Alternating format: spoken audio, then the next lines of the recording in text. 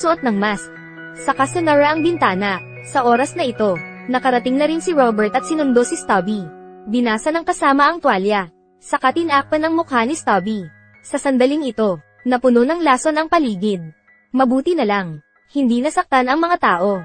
Dahil dito, tinuring nilang bayani si Stubby. Nagpasalamat ang mga tao sa kanya. Kahit nasira ang plano ng kalaban. Hindi naman dito nagtapos ang laban. Sa kabilang digmaan, nagkaroon sila ng problema. May isang kasama na natrap malapit sa kalaban. Delikado ang buhay niya. Hindi na nag-alinlangan si Stubby. Agad siyang tumakbo sa digmaan. Habang umuulan ng mga bala, hinanap ni Stubby ang kasama. Dahil sa kanyang determinasyon, nahanap niya ang kasama na nasa butas. Pero siya ay sugatan at di makagalaw. Humingi naman ng tulong si Stubby. Nang makita ang lokasyon, nagpalabas sila ng mga smoke bombs. Habang may usok, agad nilang kinuha ang kasamang sugatan.